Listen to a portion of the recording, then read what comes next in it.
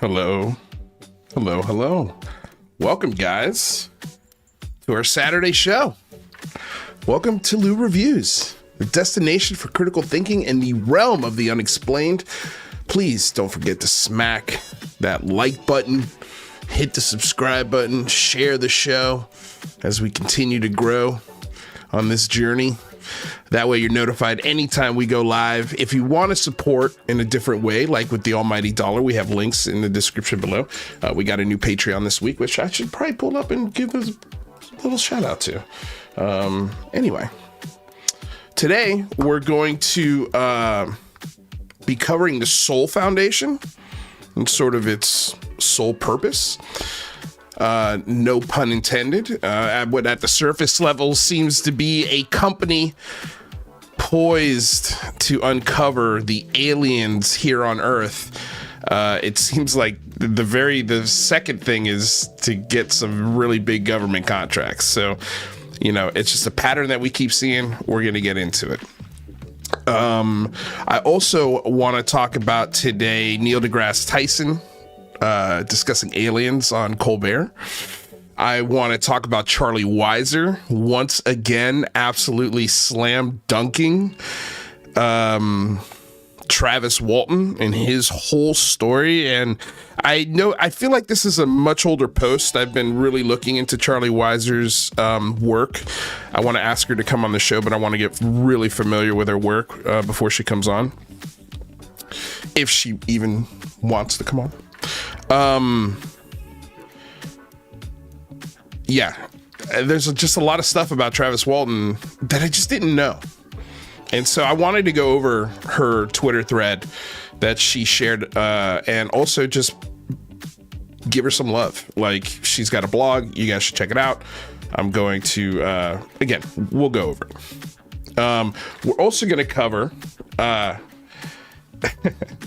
our buddy Ross Coulthard doubling down again on this alien craft so big that they put a building around it. We're going to talk about Jesse Michaels and Michael Masters having a conversation about future humans are aliens, and that's who's coming running experiments on us. And that whole theory. So yeah, we've got a lot to talk about, so it should be a fun show. The connection's great. We've got some new toys here. Want to say hello to everyone. Stoned Ape, this is one of our new toys, huh? How cool. We were working on this last night in our test streams. And if you don't know, holy shit, I have done a lot of test streams. So I apologize to anyone here who's who gets these things for the show. It seems like the connection's great. Okay, so yeah, I could pull up your comments now here on the screen, no matter what's happening. So yeah, let's say hello. Yo, Pat Calabria, welcome. Glad you're here. Fifi Barbora. Yes, Poop Roomba. Oh yeah, everybody's talking about in the chat about a craft the size of football fields, you know, and then versus the craft that are like the sport model that are very small, and when they describe those very small sport models, there's never a bathroom or a kitchen or any food. It just seems like a craft for maybe artificial intelligence or something like that. Maybe it's a scout craft. And then you've got these massive football-sized ships that no one's ever gotten a picture of. And are there bathrooms on those big motherships? Or, is a football-sized field ship a mothership? I don't know. How do they clean that thing? You know, is that what those little square robots in Star Wars that just roam the Empire battleships, the starships. Is that what those things are doing? Just cleaning the entire starship constantly? I don't know. Anyway. But yeah, so that's what everyone's talking about in the chat. I'm so stoked that that I could pull up your comments. I love Lou reviews. Thanks, Kimball. Appreciate it. I love you back. Silly Goose, thanks for being here. Christian Thompson, hello. Yeah, very first caller that we ever had on the show ever was Christian Thompson. So OG there. All right, let's get into the show, you guys. Yeah, let's get into the show. All right. So let's go ahead and switch to our studio view here. As you can see, I've got a whole bunch of stuff bookmarked. And so we're going to go ahead and start with Charlie Weiser and her Twitter thread breakdown of Travis Walton, which she calls Liar in the Sky. And it's a great title, by the way, for this Twitter thread. This is a wonderful breakdown with links to all of the things that she references here. There's even pictures of the maps where I'm gonna go through the whole thread. But it's just, if you're listening to this on podcast, check out the YouTube show, and I will include Charlie Weiser's Twitter handle after the show, but it's at Like It Matters 3 on Twitter. So if you want to follow her, I highly recommend it. She also, just FYI, it's when you go to her Twitter handle, she's got the link to her blog, which is called $3 Kit. It's completely free. There's no charge to get this information. And she absolutely obliterates and puts on the murder board the Westall case, the Travis Walton case, the Hills case, the Anjali case, the Ariel School case, and Falcon Lake. I don't know what junk chucked in the air is. I haven't gotten to Falcon Lake and junk chucked in the air. And also, Travis Walton, if I didn't mention it again. So all of these blogs have links to the information that she's citing. It's just become one of my favorite follows on Twitter, because I just learned so much. the facts of these cases, not the, I think, or I heard, or I say it's this thing, even though I have no facts to back up the thing that I'm saying that it is.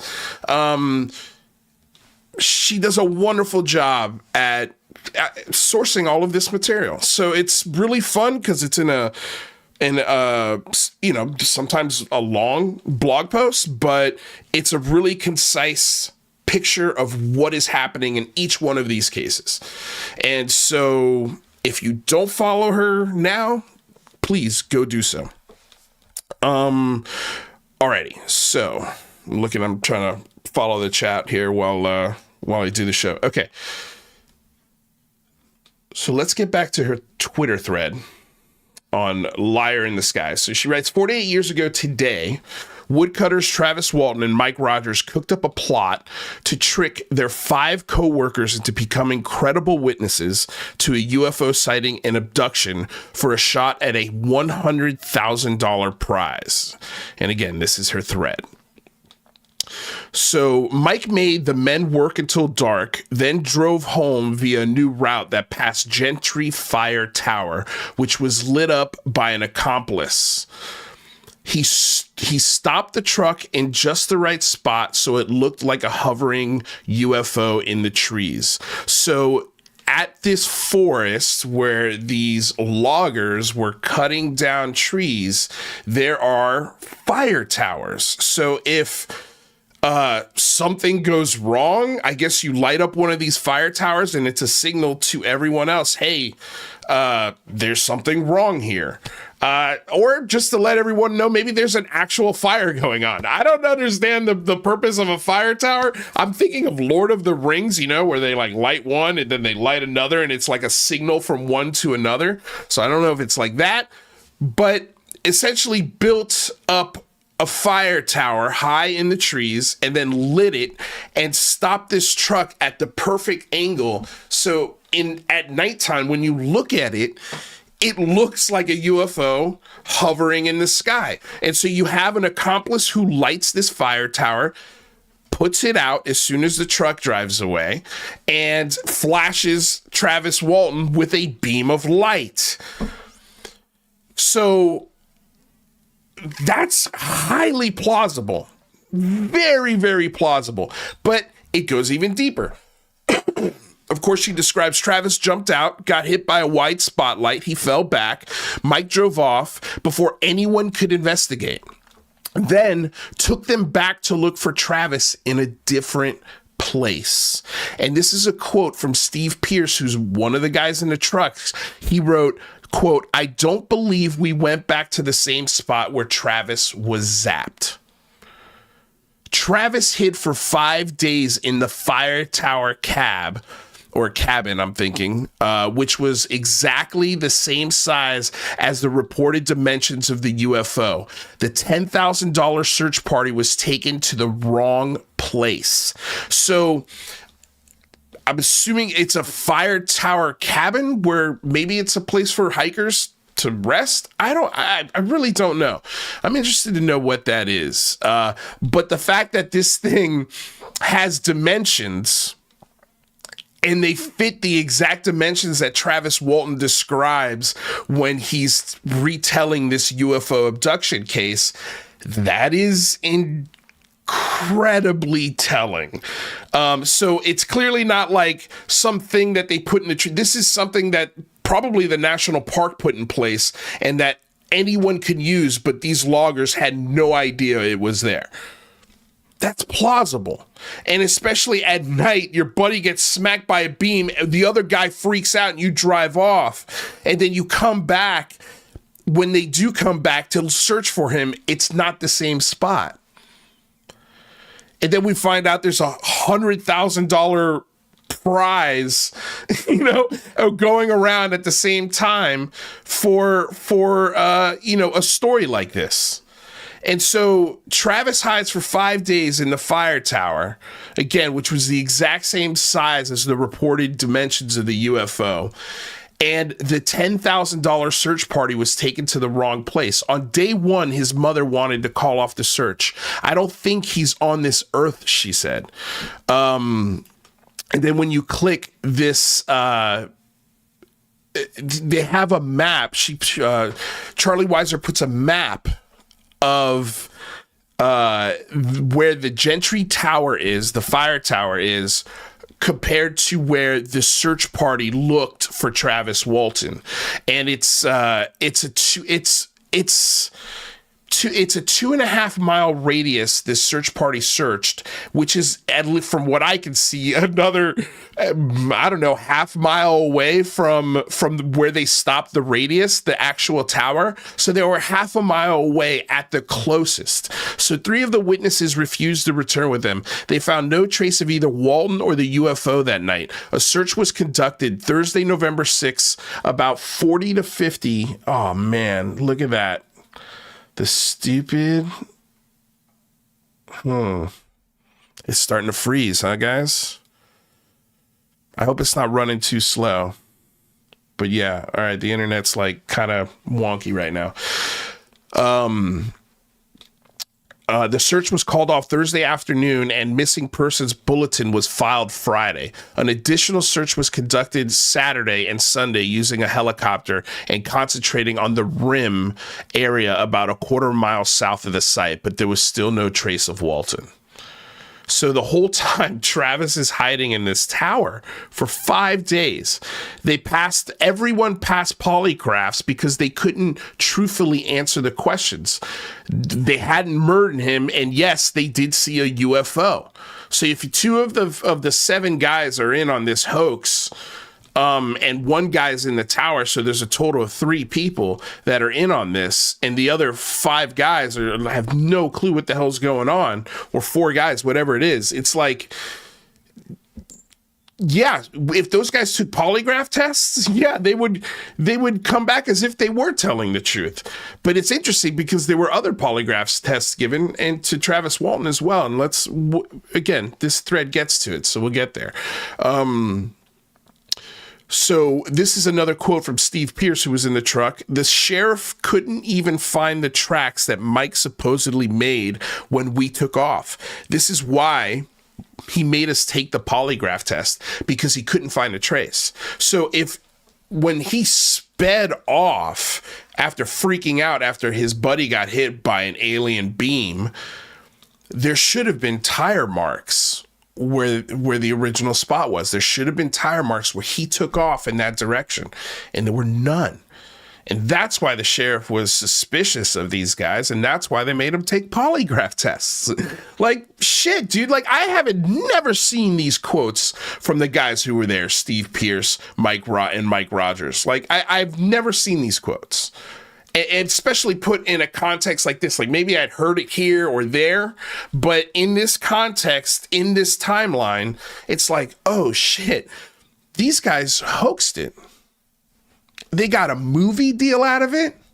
They've been on television shows. He was just on Joe fucking Rogan like a year ago, 2 years ago. This has been a money maker for Travis Walton. And there's a flip side to that coin, a real nasty, ugly flip side to that coin. And it's, again, the people that I am pissed off for, the people that I have empathy for, are the people that this shit hurts. And we're just going to talk about the guys who were there that were affected negatively. Not the droves of followers and UFO Twitter members and believers of this cult and of this bullshit. This is where it gets frustrating. So the forest worker accomplice dropped Travis off 5 days later, conveniently near a phone booth. His family called the National Enquirer looking for a $100,000 prize. Travis failed his polygraph miserably. This is a quote from John J. McCarthy, polygraph examiner. Quote, he was not overly nervous. His reactions were normal. His tracks were very, very clear. Obviously deceptive. It's like he's saying all of these things. You're like, okay, yeah, and obviously full of shit.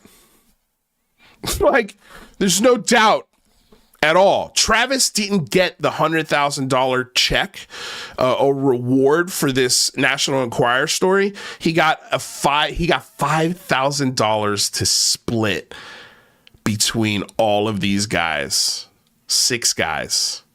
And I mean, I'm sure they had to pay the 7th guy who helped them light the fire, hit the beam, and again, Travis didn't get the $100,000. He got $5,000 to split. Instead of cashing their checks, then confessing to their crewmates, Travis and Mike left them believing for the rest of their lives that they'd witness a terrifying UFO abduction. Their lives were ruined.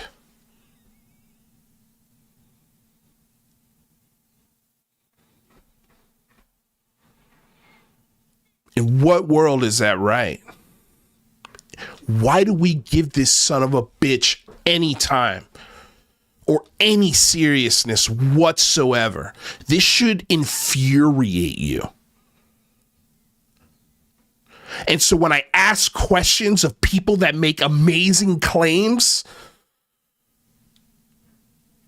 I don't care if they're a veteran. I don't care if they're sick. I'm going to ask them the questions of their amazing claims. I'm going to do it respectfully, but it's going to be blunt. And this is what drives me. This is ridiculous. 4 guys' lives were ruined because this asshole wanted to do a prank and make $100,000. Missed out on the $100,000. Instead, turned around and made a career out of it. He got a movie deal out of this. And I'm sure some of those guys, to use their likeness and their name, got paid, but not as much as Travis Walton. Now I kind of want to go back and look at the credits for Fire in the Sky and see what kind of producer credit he got. I mean, now I'm just like, it's infuriating. Infuriating that we give these assholes any sort of credence or time or money. Like, how many movies has Travis Walton made? How many appearances has he been, unreal, dude.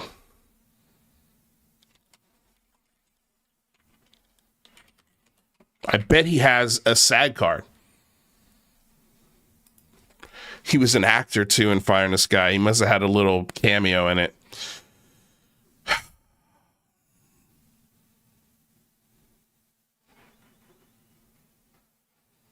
He was a citizen in 1993.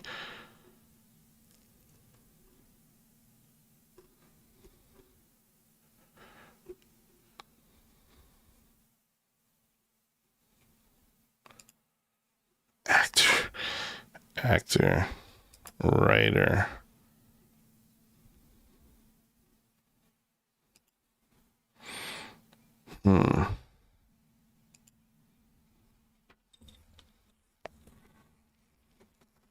So he was in the movie. He's got to have some kind of production credits on this, man. I gotta look at the credits for 39 films where he plays himself. 39. You can bet your ass he got paid for every single one of these. Without a doubt. Without a doubt, he got paid for every single one of these movies or TV appearances. Unreal. Unreal that we give this guy this kind of time and importance. I'm going to look, I don't want to do it right now, especially since the internet's like running so crappy. Let's see what you guys are saying. At least sounds like you guys are definitely hearing me, which is great. Okay. So if it's choppy, I apologize.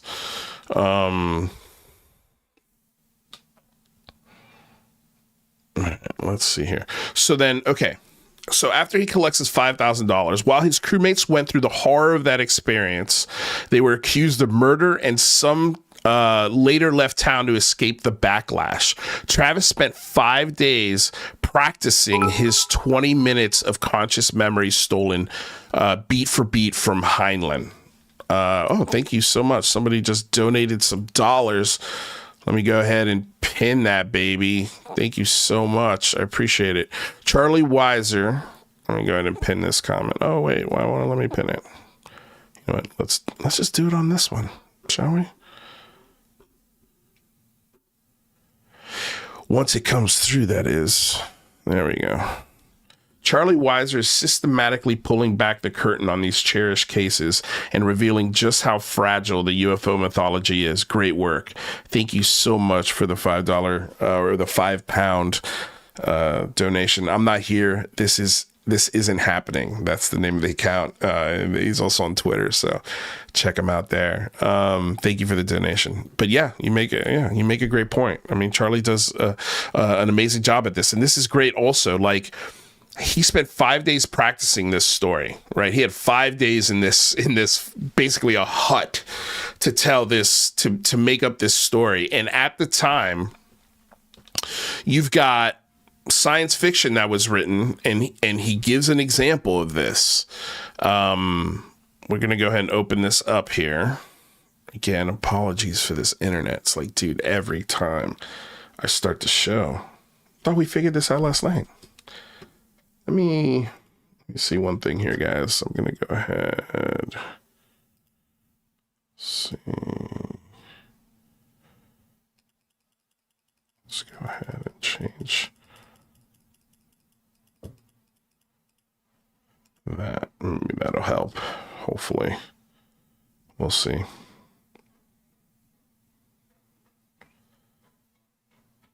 We'll see. Yeah, maybe that did help. All right. If it's lower quality, apologize, but just as long as you guys can hear me. All right, here we go.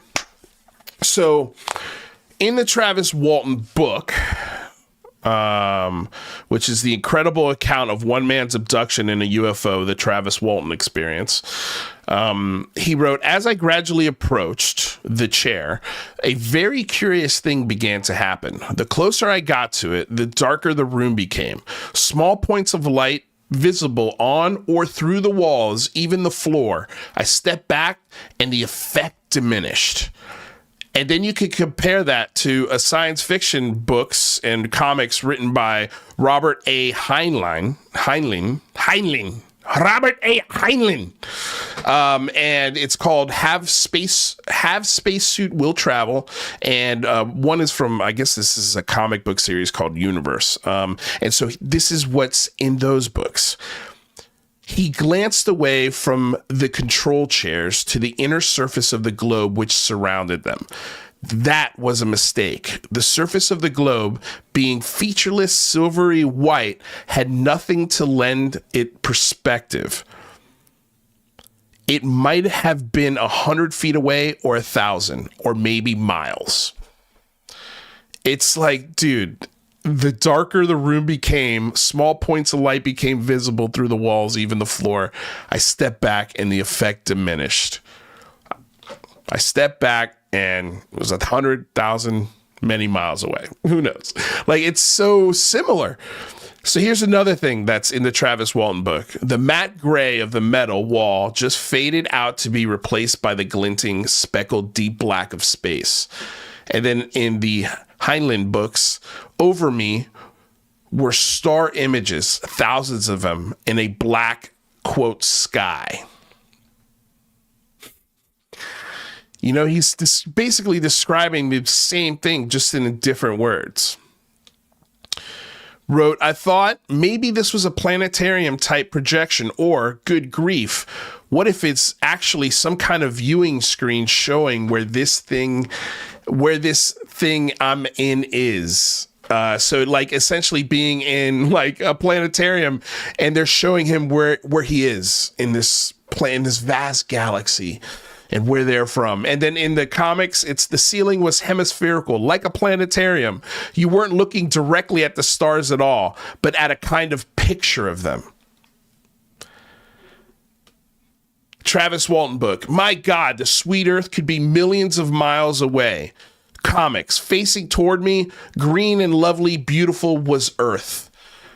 On Travis Walton book, on the right arm, a square of approximately 25 colored buttons. The buttons were bright, lit faintly from within. Comic books. Shining up through the surface of the chair arm were 8 bright little beads of light arranged in 2 squares, one above the other.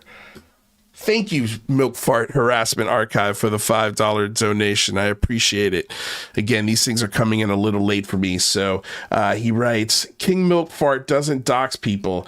Quote, King Milk Fart doesn't dox people. That's a quote. Charlie Weiser, they also claim to be the super secret Sunday night Discord server.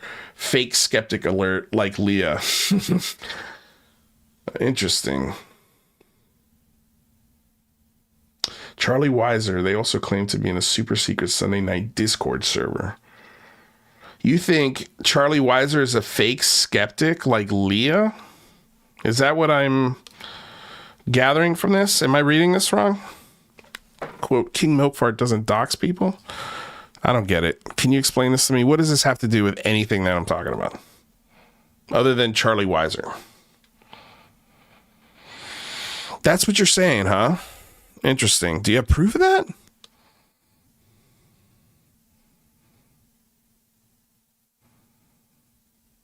I don't know. I don't know that. that take. But are you saying this because you don't like their take on Travis Walton? Could that be it? Could that be it? Maybe. Anyway, let us continue. I appreciate the donation. Let's see here. Yeah. I just want to, again, give you guys some love here for Mac and me. All right. So, yeah. So those are like the comparisons here. You know, from what Travis is saying to what like comic books that he was reading either as a kid or at the time. And just the coincidences of these things. They're not random. They're not random. Let's just put it that way. And again, like he's going for $100,000. I know that logging company was in debt. Like they were having a hard time paying bills at the time as well. So there's motivation for them to do something like this and try to win a big $100,000 prize, which in the 70s, right? This took place in the 70s. That was a lot of money. It's a lot of money. So Charlie Weiser goes on to say, next time Travis Walton tells his story at a UFO con or on TV, remember that he is profiting off the backs of five men whose lives were ruined. Without their testimonies as credible, truthful witnesses, Travis would be nobody. He should be a nobody. Another quote from one of the guys that was there, Steve Pierce, quote, "It was a hoax." Just straight up, it was a hoax. And again, Charlie includes the links to the blog, you know, another blog, an interview that's about Steve Pierce knowing it was a hoax. And Mike Rogers' then wife now knows it was a hoax. So again, 3 different blogs pertaining to this exact case. The red flag that should have destroyed Travis's tail 48 years ago, but believers gonna believe. It's just insane, man. It's insane. It's insane that you guys are doing spaces about these kinds of hoaxes. It's insane that you guys are entertaining these kinds of hoaxes with as much information as there is out there. I mean, I didn't believe him even without this information, but now I really, really don't believe him. And now I'm just disgusted by him. Disgusted by Travis Walton. And if you're pushing his bullshit, I'm out. Let's just put it that way. I'm out. I don't want to chill with you. I don't want to chill with you, man. It's so dumb. All right. You know what? I forgot my water. So I'm going to go grab some water, you guys. I'm going to put some tunes on. I'm going to take like a 2-minute break here. We can do stuff like this because it's Saturday. It's a Saturday show. All right, so I'll be right back, you guys.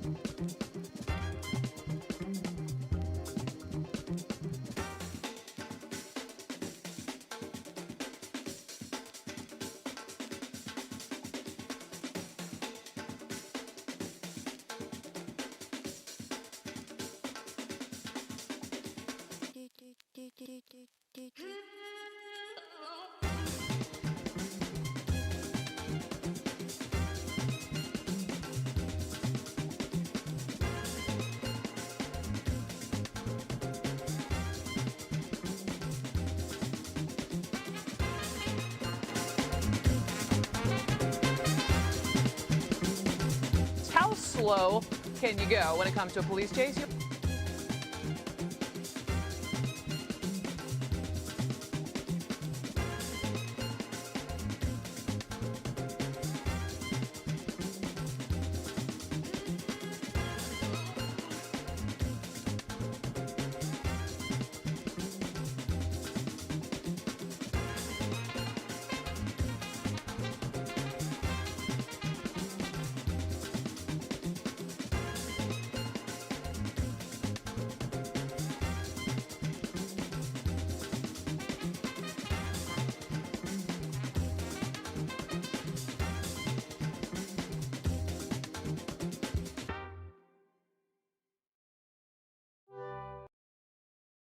How slow can you go when it comes to a police chase, you ask?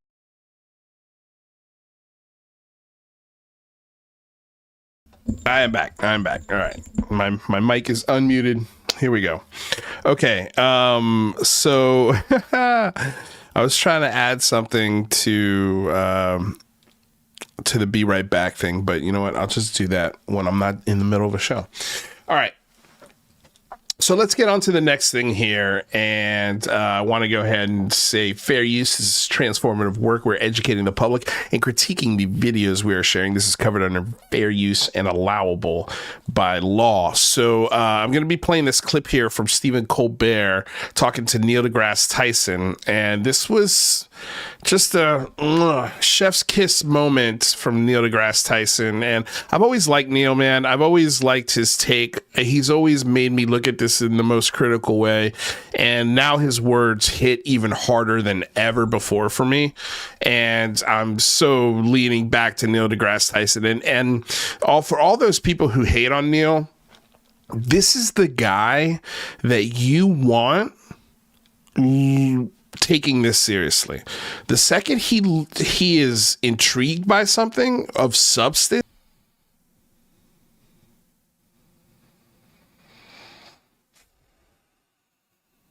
there's something here that I saw. Anyway, all right. So let's go on to the next thing, shall we? So this caught my eye, and it's just another great follow at @GoKickRocks, at @go_kick_rocks88 on Twitter. Goes by the handle Who is Axelrod. Posted this really cool video of this guy on basically like a floating platform, kind of like a jetpack, but under his feet. This thing caught my eye because this looks really similar to the thing that has been seen close to LAX about a year ago. Look at that. That looks exactly like what was seen over LAX in Los Angeles, and that was causing some havoc to airplanes incoming on the flight route. I'm curious to know if anybody's asked these guys if that was them, because especially when it flies far away, man, it looks exactly like, I mean, I'll pull it up if the internet allows me.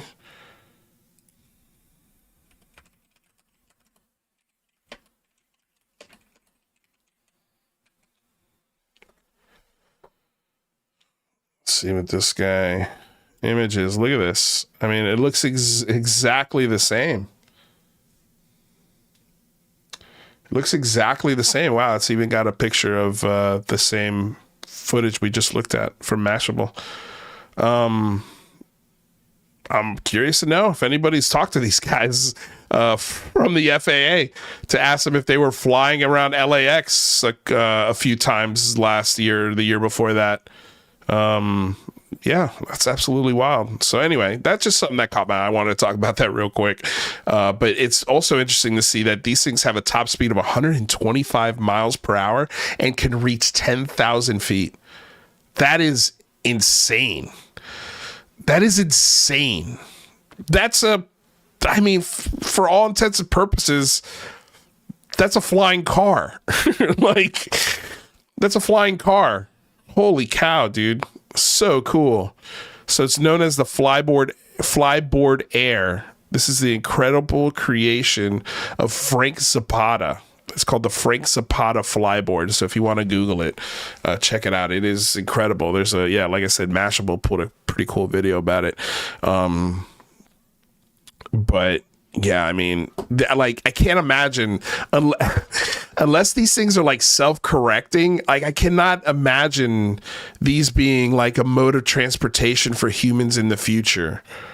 Because I mean, just the accent, unless they were all automated and you could not control them at all, and all you did was just step on it and like the Jetsons, it just takes off and takes you to work or whatever, and then, you know, leaves you behind and goes and picks somebody else up, almost like an Uber, but a hoverboard. Like, can you imagine in 50 years everyone getting around on these things? I guess it is possible, right? Like, if all of this guy's movements were automated, to where like even a uncoordinated schmuck, overweight schmuck like me could get on one of these things, and it would just, no matter what I did, it would autocorrect and get me to my destination. Like, that's crazy. That's pretty wild. I don't know. Anyway, I thought that was fun. Okay, so let's talk about this, because this is just absolutely, in my opinion, batshit crazy. Again, fair use. This is transformative work. We are educating the public and critiquing the videos we are sharing. This is covered under fair use and allowable by law. But this is Ross Coulthart, again, doubling down on his claims about this UFO so big, even though everybody's... I don't know why, dude. I do know why. I was told. I don't know why. But I have a feeling I know why. He does this kind of shit. But okay, let's listen to what he says again. I was told by multiple sources that one of these objects was so large they'd put a building over it. And a lot of people have been very angry with me for not revealing where that building is. He's so smug about it. That become obvious when it becomes public. For good reason, I can't reveal why, but the building serves a dual purpose, and that other purpose is extremely important for national security. And even though I'm a journalist... important for national security. And even though I'm a journalist and I think it's important that people reveal things that are criminal or illegal, I can respect and understand why the location of that particular object can't be revealed.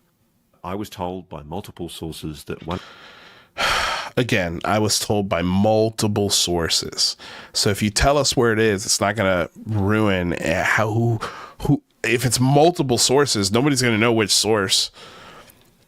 And it will be revealed in time. When this building is revealed, then you'll know why I couldn't say anything. And as much as he hates criminal activity, which he said before, that this hiding this technology is criminal activity. So then are you an accomplice to that criminal activity now, Ross Coulthart? Because you're hiding this from now the world. Again, you're doubling down again, and you're being smug about it, and you don't care how many people you pissed off. You don't care. You don't care because there's no repercussions for when you say shit like this. And it reminded me of the video that I had put out earlier with Ross Coulthart talking about the Wilson memo with Jay from Project Unity. And it was such a good video because it highlights how many alleged and purportedly, and I was told, so many trust me bros, trust me bro, I heard it from a few different bros that this shit is real. Take it to the bank, bitch. And I don't care if it upsets you that I'm not telling you where. Like, it's amazing. A couple of months ago, it was, fuck them.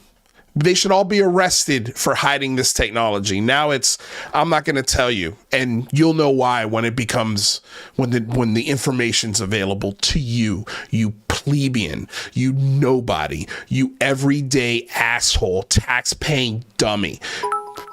Like, he doesn't give a shit about you. Some Australian journalist knows more about the UFO secret and alien crashed craft so big they built a building around it, you don't get to know, but this Australian journalist does. In what world does that make sense? We've got a couple donations I want to get to. Thank you so much, by the way. Kimball Mortensen says, please post a call-in link and get Shane on. We all miss that dude. I would love to, but I'm afraid my connection's not going to hold up. It looks really good right now, actually. I'm only losing like 14% of my frames, so I guess that's better than it was before. But all right, yeah, I could do that. Do you guys want a call-in show? Is that what you guys want? You guys want to call in? Because I usually, when I put in a one of these things, you guys don't call in. No, you guys do call in. If you guys want me to, let me know. If you want me to put in a call-in link, let me know in the chat right now with thumbs up. If I see 10 thumbs up, I'll go ahead and put in a call-in link. How about that? That's the deal. All right. So let me go ahead and get that call-in link ready, just in case you guys call me out on this. And it can't be like one person doing 10 thumbs up in one comment. It's got to be like 10 individual thumbs up. I see 2 so far. Can we get 8 more? All right. Let's see. Can we get 8 more? Appreciate the donation. Let's see here. Okay, one more. I didn't miss any other chats, right? I don't think I did. Okay.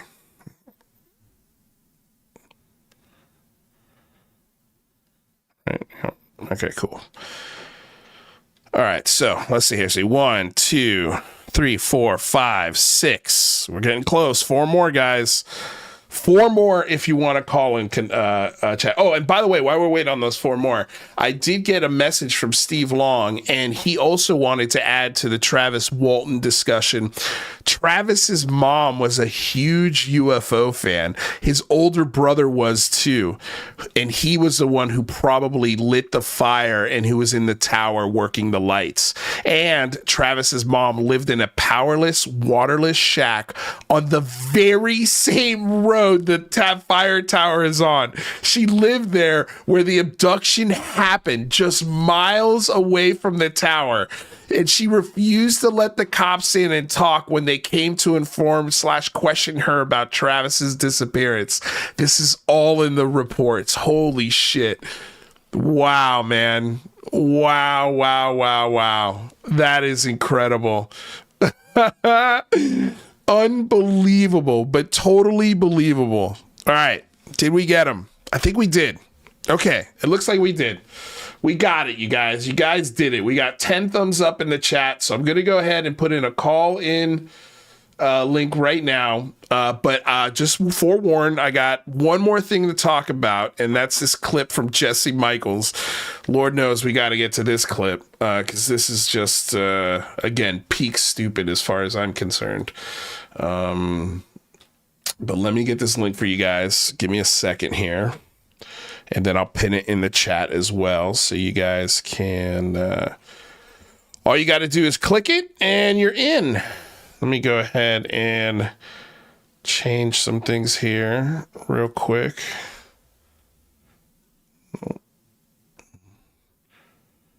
See, like this internet is like, why are you doing this?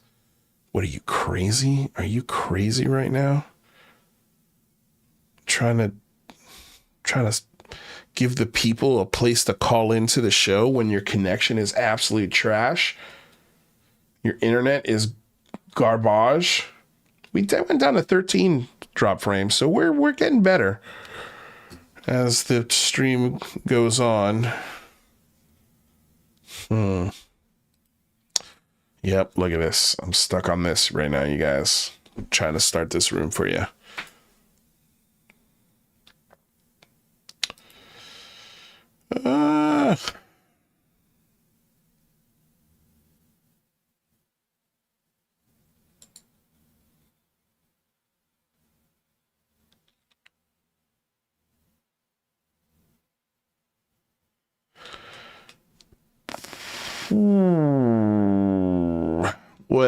this sucks.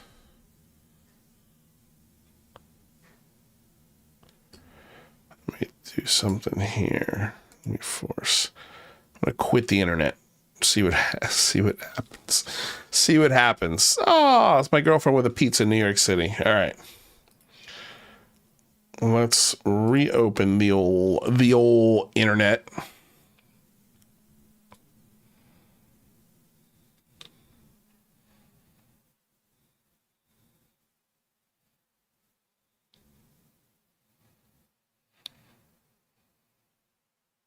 All right. We're on pause here. We're in a frozen flight pattern. All right. Looks like it's pulling up. Yep. Let's go ahead and restore those pages, please.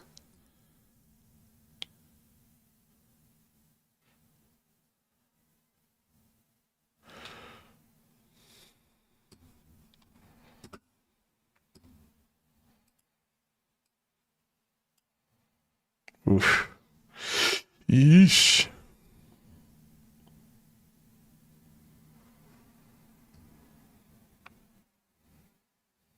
Yeah, man. This internet. Okay, I'm pretty sure now for sure. We gotta know this is just, it's gotta be my internet. I don't know why. It's like, as soon as I start the show, it goes really bad. Okay, so, it looks like we're back here. All right, internet is back. All right. MIB's messing with Lou's router. I mean, it wouldn't shock me. Who cuts off all his guests? You talk about me, man? You talk about me? All right.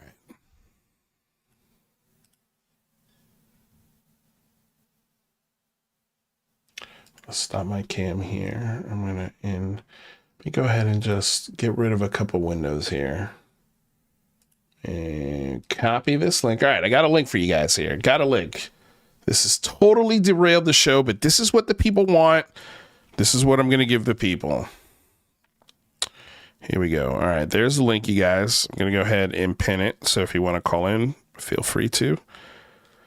Went ahead right there. So there's the link. In case, I don't know, you can't see it in the chat. You can read it on your screen and type that in, and it'll get you right to me. All right? Okay? All right. All right, here we go. Let's get back to what we were talking about. All right, so Jesse Michaels, again, for the love of Jesus, looks like this, just got to get my fair use in order here. All right, fair use. This is transformative work. We're educating the public and critiquing the videos we are sharing. This is covered under fair use and allowable by law. Okay, so this is Jesse Michaels' newest drop, guys. Newest drop with Michael Masters, who is a biological anthropologist. And this guy's whole theory is that the gray aliens that people are seeing are humans from the future. And they are coming back to this time for, I guess the theory is they're in trouble, genetically speaking. The theories are endless as to why humans would come back in time. And we've talked about time travel and the difficulty around time travel and just how it doesn't make any sense. Time travel. If you go back in time, that means that you would need a machine that would have to reverse all of time. So if the planet's in a different galaxy, you would have to create a machine that put those galaxies in the exact same spot, and planets and suns and stars and asteroids and every speck of dust that ever existed anywhere in the space of space-time and infinity. The machine, the time machine would have to put every blade of grass back to the exact same place it was when you started the time machine. It is incredibly difficult. In theory, you should be able to do it, but should you do it? Even if you had the ability? Anyway, that's a whole nother show. We've got a caller. We've got Red Panda. So let's play this clip and then we'll get to Red Panda, who's behind the scenes ready to give us his opinions on things. Here we go. Time machine craft. I think if these things that crashed are time machines, then absolutely. And you think they're time machine? I do. Aliens could potentially be us in the future. Oh, God, this music is probably going to get a flag. That's okay. They've got, that's fine. Think about how we're actually evolving as a species. How are we Their evolving eyes as a are sort species? of slits. You're going to have Wow. more screen time going forward. But then we take seriously the accounts. Oh, man. These contact cases where you have things like Corporal Armando Valdez in Chile, Linda Jones in Manchester, UK. Udo Wartena, he got a tour. He didn't know shit about UFOs or electromagnetics. May 1940. He was a minor. But they explain that there's these counter-rotating flywheels. I talked to people who really did analyze the stuff from the real deal stuff. The and real it's deal stuff, super guys. weird. It's like heavy So weird. element, europium, californium stuff. It's like in these atomic arrangements that make like no sense. They can breathe our air, they can have sex with us, they can speak our languages. There's just this suite of characteristics. So they look like us, they speak our language, they're humanoid, but all of their components and the way they structure things from a metallurgic standpoint don't make any sense. But everything else matches except for that stuff. That's interesting. James Craig with a $10 donation. Here's some Men in Black money, Lou. I appreciate it. Thank you. Do I give it the money to the Men in Black? Yeah, I don't know. Tell me where to send the money to if that's the case. Do they have an address? Let's see what else Michael Masters has to say, because we've got people lining up here.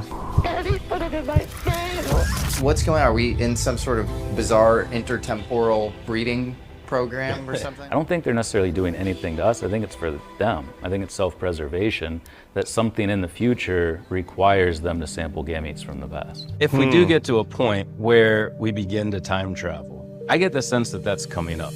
Can you say at all when you had your... So we're nowhere near time travel. Again, like we talked about this the other day. We just discovered the Higgs boson 10 years ago. We're nowhere near time travel. Quantum computing, yeah, maybe. But time travel, come on. No, I'm sorry. your future human contact experience, what was communicated to you? My eyes went black, and all of a sudden, I feel all of this information coming in my brain. And the other individual standing to my left occasionally would... What was coming in your brain? I feel all of this information coming in my brain. And the other individual standing to my information. left Got it. occasionally would say, "Did you get that? Did you get that?" I'm like, and I can see it coming in. I have no idea what it is. Wow. Amazing. So now we know Michael Masters, and I didn't know this about Michael Masters. I didn't know he was an experiencer too. How convenient. So now he's getting messages that are super important that he can't tell you what they are because he can't decipher them.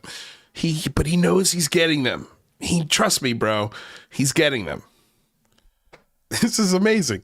Paul Hynek always said, one of J. Allen Hynek's sons, how would they find us and why would they care? They would find us because we're their ancestors. Why would they care about this planet unless they're said to inherit it? So they're going to inherit our planet. So we're inheriting ourselves. We're inheriting ourselves. Interesting. That's a mind bender. That's for sure. Okay. Let's get to our callers, shall we? We had Red Panda Koala, who was up first. Panda, what's shaking, buddy? Can you hear me? Hello? I can see you. Hello? Oh, there you are. Can you Hello. hear me now? I can Hello. hear you now. What's up, bud? Hey, how's it going, Lou? Hope all's well. Yeah, all's always well, man. What do you want to talk about? What do you got? I don't know, whatever. Did you already cover like all the Soul Foundation stuff? Actually, no, we didn't even get into the Soul Foundation. Thanks for reminding me. I got titled the caught. whole episode. Yeah, no, I changed the whole episode. That's what happens here, man. You know, you guys knocked me off my, I wanted to start a room for you guys. And now, now we're doing something completely different. Well, Lou's gonna speak there for the first time in a minute. Well, that's interesting. That's not, well, is it? I don't know if it's that interesting. It's definitely not surprising. That's for sure. Yeah, for sure. It's Well, I kind mean, of we like can, the same kind of group, just with different names, right? yeah. Well, I tell you what, right now, what we could do is we could actually talk about the Soul Foundation a little bit. So Gary Nolan has started this thing called the Soul Foundation, which we're going to go into the website right now. Give me a second. I'm just resetting things here for the new call-in show. And we've got 2-3 other people here that are waiting to get in. So, Panda, is there anything else you want to add before I have to go on to these other callers? No, just it'll be interesting to see what Lou says. Yeah. I predict he's gonna appropriate harassment, which I feel like a lot of them have been doing lately. What do you mean by appropriate harassment? Kind of like Mike's gonna probably clip this one, huh? But like I feel like James Fox kind of did that with the whole 1091 thing, if that's what happened. Or we heard Mellon talk about how he's been getting harassed at that Paris thing. I feel like it's kind of a hot topic issue, and people want to like get their stake in the ground on it, kind of a thing. So that's just a prediction, though. He might not. Other than that, no. Hope to see you in more spaces. That was fun. Yeah, no, they're definitely interesting. That's for sure. All right, man. I'll catch you. All right, cool. Later, buddy. Bye. All right, up next we got. Oh, sorry, I didn't mean to do that. I'm not here. Tupa was up next. So, Tupa, what do you got? What up? Can you hear me? Okay. Yep, can hear you totally good. Dope. Great show as Thank always. you. And I think these are very interesting topics. I personally like the time travel stuff because it's to me less kooky than the alien stuff. That's my opinion. I know that everybody's got their own feelings on it, but it grounds the phenomenon to Earth, and it doesn't let us keep looking out in the universe for whatever we want to explain the stuff away. And it brings the topic down to humans. It keeps us in the mix, and that's probably why we're so interested in this topic in the first place. So I think it centers the topic around us, which is something we can look into and fix if needed. So that's cool. And I think the Soul Foundation shit is just so interesting. Like, it definitely screams op, or it's trying to do something, right? It's masquerading as something. And I find the connections between the people like involved in disclosure and the connections between them and this is interesting, but it's not on the surface. I didn't think that Grush and Nolan would have be involved in business with Pasulka and whoever else is in the mix as well. So I think that they definitely have some ulterior motives. I'm interested to see what those are. And I did not think about that aspect that Red brought up earlier, that perhaps Elizondo's talk during this conference or whatever they're going to do he's going to appropriate harassment. I mean, that would be a really interesting play, and one that I could definitely see him doing. So my eyes are peeled for the Soul stuff. I wouldn't say I don't trust them, but I don't think that they are what they say that they are. And so it's really helpful to keep an eye on them. Well, yeah, no, I think you got good reason, and we're going to go into those reasons. I'm going to pull up the website here as soon as we get these other two calls in, and we're going to go through the details of what the initiative is, what they're trying to accomplish, how long the mission is, and who's involved, because I think all of those things are interesting, and they, again, it's just a pattern that is repeating itself, not just the Soul Foundation, but you see these same things in the Galileo Project, you see these same things in, Americans for Safe Aerospace, like all of these different foundations that are positioning themselves. They happen to be in the halls of Congress. They all happen to be connected to Lou Elizondo and Christopher Mellon. They all happen to be talking to lawmakers. They all happen to be positioning themselves to get government contracts to look at a section of the sky that for some reason they think our military can't. They see the money coming. They see the NDAA getting expanded. They see the billions of dollars that are potentially there to be made, and they want a piece of the pie. And they're positioning themselves very nicely to get a big piece of that pie. So again, like we'll go into the actual words of the Soul Foundation, because I think it's really important that people know what the hell's going on with these guys and what their plan is. And I appreciate you guys actually reminding me that was the whole point of the show. Well, I have one more idea or question for you. Yeah. I just recently posted a thread about Rosicrucianism and the fact that it's kind of the starting point for a lot of these esoteric ideas that the disclosure effort is starting to present right now. What are your thoughts on the Soul Foundation or any of these efforts kind of being religious, theological or theosophical, having agendas in that realm? And I think it's dangerous. It's dangerous. I think building a new religion is dangerous. I think it's a lot of things that start off as like either like atheism, for example. You could be so atheist that it becomes a religion in itself. So you got to be careful with that too. But as opposed, this actually has the makings of a cult, like they've got ways that you can donate to the cult. They are trying to get government help, whether that's a tax exemption or that's government contracts, I just, they have a message. They have this blind follow mentality. Like, if you don't agree with us, then you're out. We just get out of our way. There's no room for criticism. There's no room for critical thinking. It's our way or the highway. So yeah, I think it's dangerous. I think keeping religion out of science is the best thing you could do but I also believe that eventually maybe one day those things cross paths, religion and science, but I don't think we're there yet. We're maybe getting close, but to sit here and espouse it as fact or put a foundation name to it and dollars behind it and trying to build a church, like you're building a church of a belief system and you're trying to add legitimacy to it because you've got some scientists attached to it. I mean, good point. I mean, it's dangerous to position themselves in a place of power to take advantage of the money flow that's coming in, but also to position themselves in a place of authority to dictate what this new religion may or may not be is even more dangerous, in my opinion. So yeah, great points, great show, man. I'm gonna dip out, let you get to the other callers, but thanks again, Lou. Yeah, man. Thank you. All right, let's get to I'm Not Here. Hey, man, thanks for the donations. I appreciate it. All your support on Twitter. It's good to see your face. Yeah, very. It's good to meet you in person. I just wanted to take the opportunity to say, can you hear me okay? Yep, I hear you great. Great. I just wanted to take the opportunity to say a big thank you, really, because people like yourself, Steve Cambrian and Stephen Greenstreet, Art Levine, Jeff Knox, all these guys, Charlie, they're all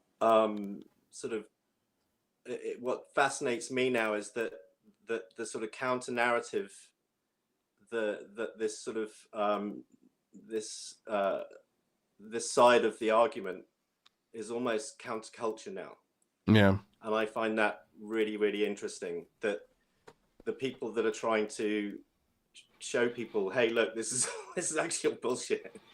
Yeah. Are the ones that are in the minority. And I find that this is such a fascinating subject because I've been following this for like 40 years now, since I was a kid. Yeah. And have been knee deep in this mythology for decades. And as you know, just through my Twitter conversations that we've had, I've gone through a transition of being someone who was very much involved and very, as I say, embroiled in that mythology and in those belief systems. Can I ask what snapped you out of it?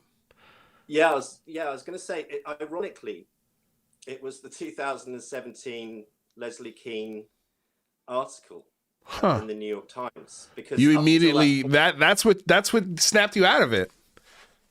yeah, because what struck me about that, because I'm always kind of looking for, what's the reasoning behind a narrative, or why is this thing being talked about now? Why is it sort of so prominent when there didn't really seem to be that much to go on within that story? And knowing the sort of people involved, and knowing Leslie Kean's history and her connections that she's had previously throughout her whole career, which were connected to people which, I wasn't always sort of completely convinced. There were people that, certainly sort of displayed red flags, especially people like Hal Puthoff and that whole kind of 1960s ex kind of CIA crowd. They seem to have their fingers in all of these pies, and it feels like all of those tendrils sort of go back to this very sort of small cabal of people that have defined this narrative, for what is now a very long time, and all paths lead back to these people. So for me, that was a bit of a sort of warning sign, and it actually inspired me to want to find out more, and to actually go much more in depth with my research, because I'd always, as I said, been interested and believed, but never really kind of gone into any proper in-depth research where I'm sort of looking at all sides of what's going on. Yeah. And when I started doing that, you start to unravel these stories, you start to make these connections with these people, and it's just red flag after red flag after red flag.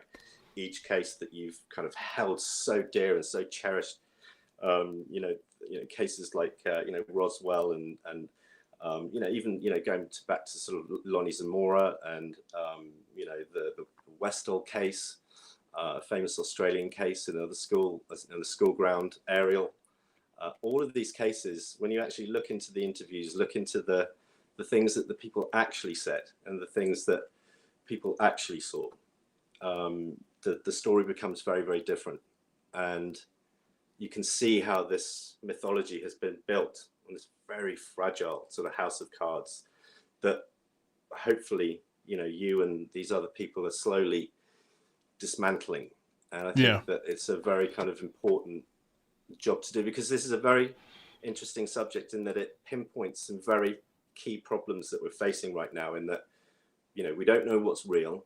This is the post-truth, post-fact sort of environment, media landscape. Yeah. And as such, it's very difficult to sort of to actually have an informed opinion. Yeah. Anybody that claims to have an informed opinion in this environment is basically fucking with you. And it's bullshit. I think just a quick note on what you just said there. I think the thing I do nowadays, no matter what the news is, I don't care what it is. It could be Palestine, it could be UFOs, it could be sports news, it could be something somebody said this thing, or somebody was caught doing this thing. I now wait 3 to 4 days before I start to really determine what information is valid, because sometimes information will come out because it's who's first. We got to get the clicks. We got to get the eyeballs. It's got to be sensational. You get the sensationalism, you get the disgust, you get the public reaction you're looking for, and then 3 days later, there's a statement made by somebody or something that completely contradicts and undermines. But at that point, it's too late. It doesn't matter. The story's already out there. People already think that happened, even though there was an apology, even though there was new information that was brought to the table that again undermines what that original story was, or changes it because there are new facts, and it just doesn't matter at that point. And so I think the best thing to do with information is to wait until all the facts have surfaced, and then you can go, okay, where's the truth here? What are the facts? I think that's, in this day and age where the information is so fast, it's so quick, it's so in your face, it moves at a lightning pace. If there's something you really care about, my suggestion is to slow down, wait a few days, see what other facts surface, and then try and make a decision based off of that. But again, information changes so fast. It's hard to do. Yeah, I mean, we're living in a sort of time short kind of landscape as well. Is that's the thing, is that people just don't have the time to sort of. That's what frustrates me the most, actually, is that this sort of copy and paste style journalism that we're seeing at the moment. I mean, what we're witnessing really is the collapse of the fourth estate. You know, that very, very necessary function that we have in our society that holds, you know, power to account and speaks truth to power. And without that, we find ourselves in very kind of murky waters. Agreed. And I think that when you look at the UFO subject and the way in which these stories are disseminated and propagated, and there's no correction, there's no retraction, it's just everything moves so quickly that I don't think people have necessarily got the time to really focus on, you know, this or any other subject, really, to sort of, because it does require a lot of time and some study to really get to the bottom of this, and to realize that actually, you know, and that's what worries me the most, is that these journalists don't seem to be doing the work. None of them do. There are some fantastic, I think you're looking at a multi-million waste of taxpayers' money into ORSAT. That's what the story should be. Why was all that money spent looking for werewolves and dino beavers? Why is it that we have a media that allows stories to disseminate where you have possibly the greatest hoax story ever right there in the palm of your hands? It'll just take one fucking clever executive to go, fuck, that's a good story, because you've got Bob Lazar essentially involved in prostitution. His wife is, I mean, we know all the stories. His wife's an ex-murderer. There's the bankruptcy. There's the big, I mean, if that isn't a juicy story for you, I don't know what is. And it just baffles me why people aren't actually just scrap. What, 15 minutes, 20 minutes on the internet just to really like find a thread that will. I think there's litany of kind of work that's been done to sort of debunk this bullshit. And I think the reason why is because there's no don't take that journey. Yeah, well, there's no, and then just ignore it. Well, there's no creative people who are journalists. Like, they're not creatives, you know, like they're looking for something that their editors.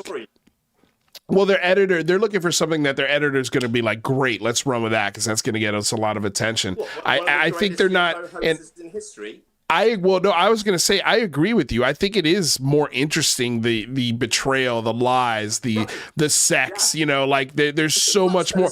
But I think it's a way better story, but I don't think, for whatever reason, I just don't think that creatively they're just not, they don't go that deep, because they're like, oh, I got aliens, I got this guy who's at Area 51, like this will get clicks every single time, no matter what.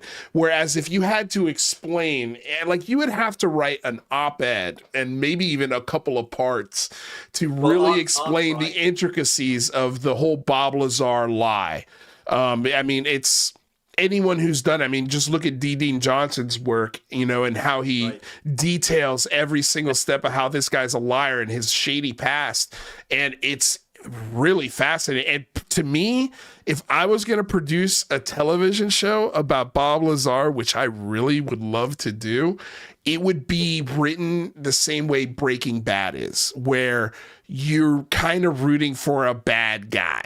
You know what I mean? Where it's like, you don't want to root for this guy, but there's something about him that you're like, yeah, keep going. You know, this is cool. So I think there is an element of that to this guy. Everything that makes your country great. Yeah. But not for what he said he did, but for what he actually did. Yeah. What makes it so fucking hilarious. Right.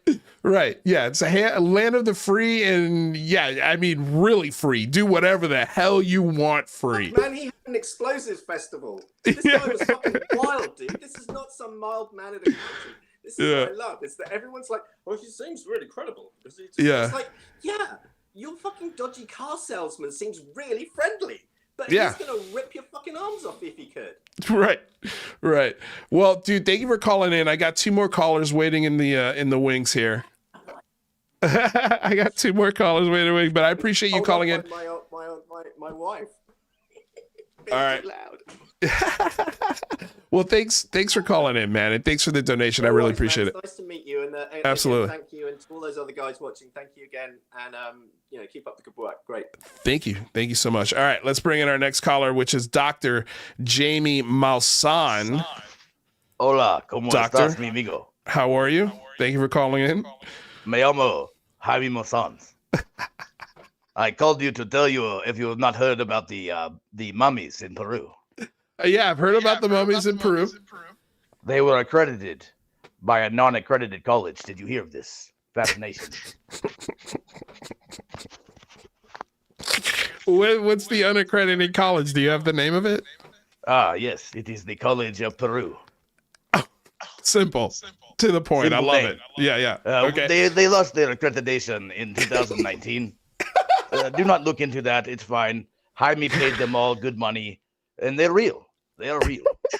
These mummies, they are real, mi amigo. They are real, senor. I promise you these. No, I think they're real. I think they actually exist. Now, what is inside of those mummifications? Well, mostly the bones of the children. Here in South America, we love to have effigies. But Jaime likes to make them into aliens. It's all the same shit. It's all the same shit. Yeah, it's all I the agree. same shit. Except for now you can go meet him, and he will take you to his hotel room at the Days Inn. You pay him 300, 400 peso, and you go see the bodies. Yes? Dr. Jaime Malsan, do you know Lou Elizondo's neck by chance? If he what? Excuse me, senor. Are you acquainted with a gentleman by the name of Lou Elizondo's neck? Oh yes. Okay, so you do know him. Very thick necked man. Goatee. Yes. Yep. Speaks fluent Spanish for the U.S. government. Yes, indeed. That's right. Yeah. He came to my village to shoot his show for History Channel. He paid us 500 pesos. Wow, that's nothing. It was not a lot of money. Unfortunately. Well, Dr. Jaime Malsan, is there anything else you'd like to add to the show? We're getting a lot of callers today. Well, senor, I just say to you this: just keep an open mind and, maybe dig up some of your loved ones and glue them back together. Your grandmother with your father, and then go to Mexico and make 50,000 euro or US dollar. That's great advice. That's wonderful advice. Thank you. Yes. I just want to say, cutingas, buenas noches. Sí. Muchas gracias. Buenas noches. Everyone, Dr. Jaime Malsan. Malsans. I wish I was Jaime Malsan. I am Dr. No, I said Malsan. I said Malsan. Yeah. Well, but yes, is it meant to put an S Malsans? at the end. I have misrepresented my name. Okay. Yeah, you misspelled your own name. Okay. Got it. As we do here, we misrepresent alien mummies, our names, pesos. It's fine. Anyways, have a good day. Buenas noches. Have a wonderful night. Thank you. Thank you so much for calling in. That was amazing. Okay. Up next, we've got Terrestrial Material. How you doing? Welcome. What's back up to the show? Hey, what's going on, buddy? Yeah, ice cream shots. Love it. All right, Lou, are you having fun lately? I'm having dude. Listen, man. Here's the thing that a lot of people need to realize. UFO John Doe, thank you for the $4.99 super chat. By the way, spaceships and poop, I love it. You have to understand, when I do a show, it's 2 hours out of 24. 2 hours out of 24. When I am leaving comments on Twitter, that's an accumulation of maybe a half hour of my time to come up with comebacks and tweet things, right? So 2.5 hours, we'll say, with the show and my tweet. Well, let's just say 4 hours of my life a week go to commenting and discussing this. And you guys see that. And Yeah. I think a lot of people get confused that, first of all, they confuse my passion for stuff with anger, being angry at things. And then also, they also confuse that this 4-hour window that you guys get a view of is my whole life. And it's nowhere near. My life I get it. Yeah, I get it. I'm not rich. I don't live in a mansion, but my life is, it's great. Like, it's That's good, great, man. right? I gotta make sure you're having some fun. Got a too, you know what I family, mean? got a girlfriend. I'm in talks. Like, I wish I could tell you the stuff I'm doing behind the scenes because it's insanely exciting and Don't give me anonymous projection sources and changing. stuff now. Come Right? on. No. We don't play that. This has to do with my life. I'm just So kidding, man. I am the anonymous source, but I'm just saying, like, there's so many great things happening behind the scenes that a lot of this stuff you guys will eventually come to light on. That's and cool, I think man. it'll give you a bigger picture as to what I'm doing with this field of lemons that I've been given. I'm going to literally make a new Tropicana juice box flavor of lemonade with it, and it's going to be sold in every American store from here all the way down to the tip of Key West. Everybody's going to be able to buy this juice. So All right. trust me when I tell you, everything is great. Everything is great. It's juice, right? It's not bath water or something like that, right? Oh, I'm losing you. I can't hear you, Lou.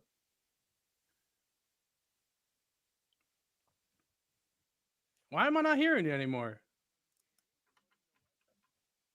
Uh-oh. I hit that stupid mute button right here. Oh, okay. I'm like This going over my own stupid stuff. mute button. Holy Well, hey, cow. I'm not here to waste your time and have Yeah, too what do many you got? laughs, man.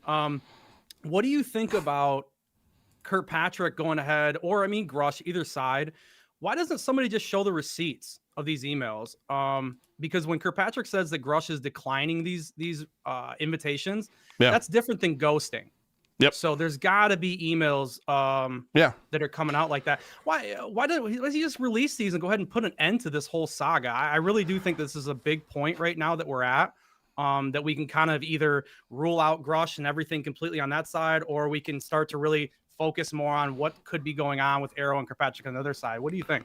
Well, I think we're going to get those emails eventually because I know that John Greenwald has put in FOIA requests for those emails from Kirkpatrick's side especially. But you're right. Like, it's not classified information for David Grush to be like, here's my email inbox. I have no emails from Kirkpatrick or anyone at the Arrow office. Here it is. He could do that easily. Yeah. I mean, Kirkpatrick, he's like, Grush is calling him a flat out liar. Yeah. I mean, I don't trust Kirkpatrick very much. I mean, my own opinion. Kirkpatrick could do the same too, right? Like, Kirkpatrick could be like, look, here's the email request that I sent him. Like, I don't know why he's waiting. I wouldn't let somebody just call me a liar if I had easy receipts like that. I would just do it. It's very weird that he's just letting it go. I think it's because probably from the Department of Defense standpoint, they don't want to have a public spat with a veteran that is also happen to be making testimony on Capitol Hill. I don't think they want to embarrass him. I think there's other ways maybe that they've tried to do that, possibly in articles that have been written about him.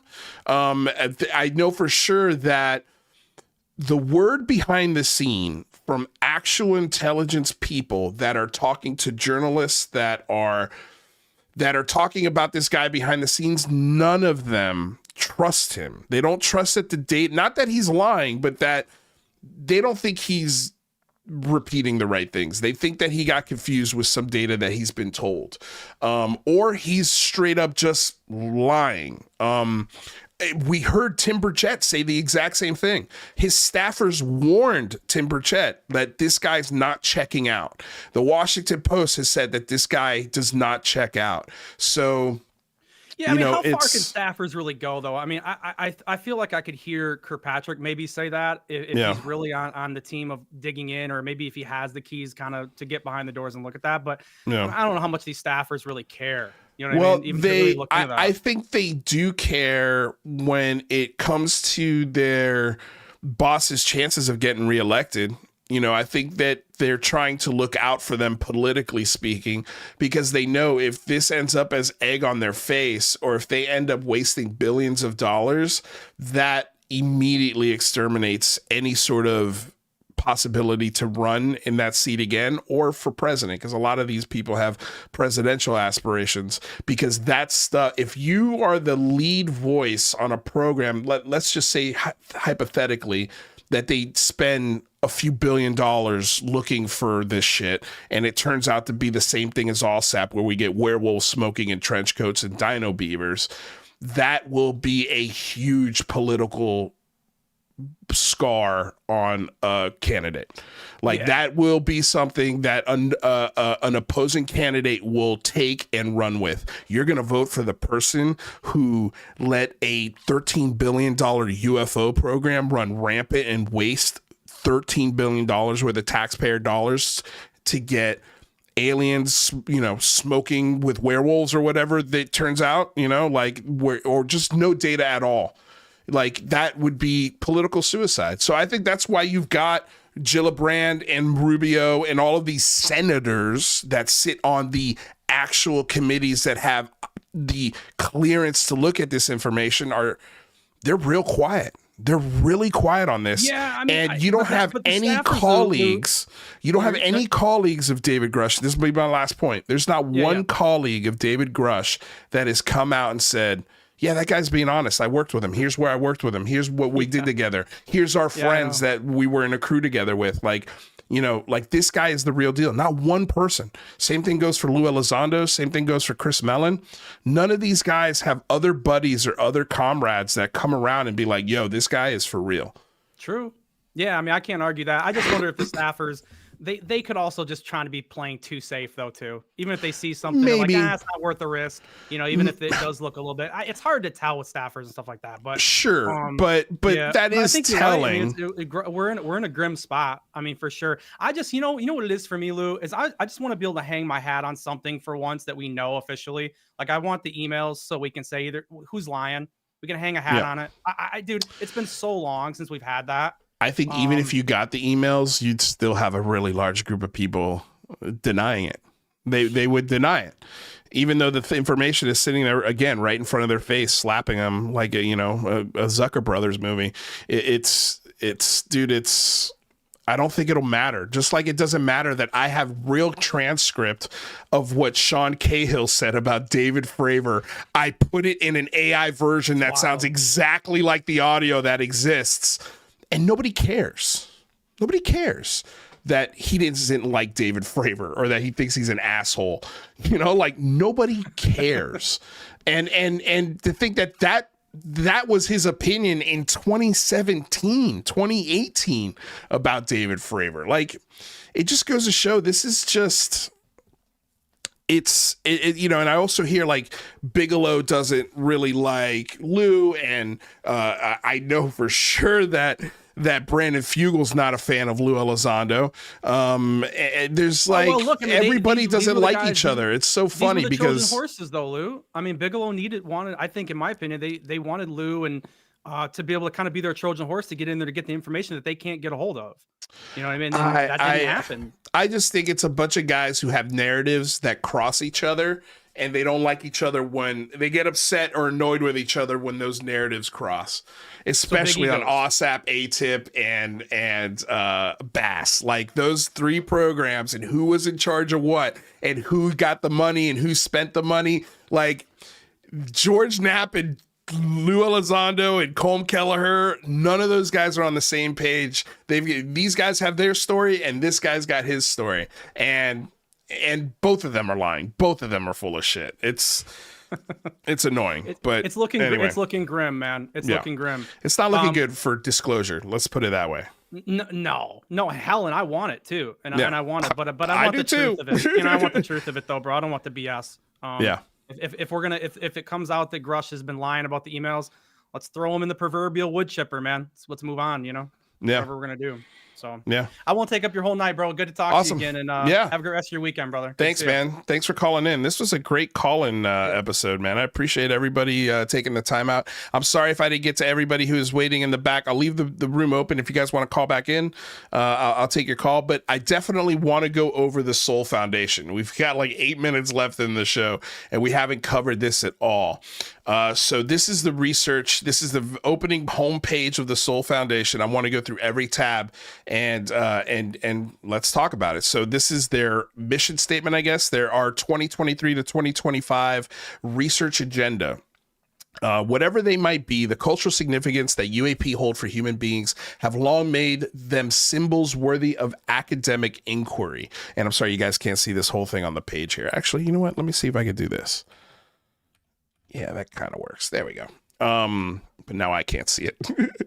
No, I can see it. But the interest that legislative branches of the United States and now Canada are taking in UAP have revealed that there is serious, hard data on the phenomenon that demands rigorous scientific analysis and considered philosophical reflection. The Soul Foundation is accordingly developing an ambitious 2024-2025 research agenda that cuts across the natural sciences, the social sciences, and humanities. Hilarious, coming from Gary Nolan. Cuts across social sciences and humanities. The guy who will not listen to any opposing viewpoints whatsoever is going to cut across all of these things. Okay.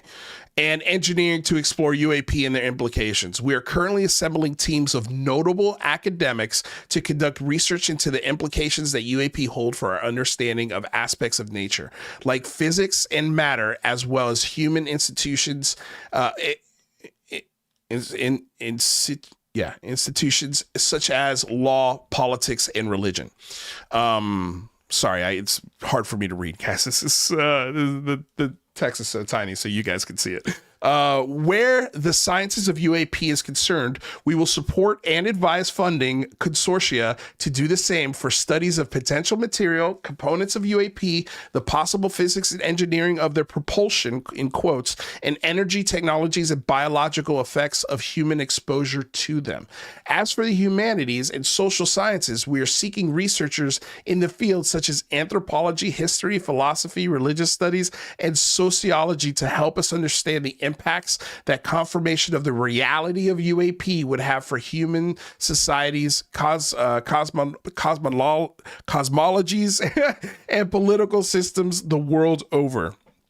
In our advisory research, we recommend federal policies for dealing with the unprecedented challenges by challenges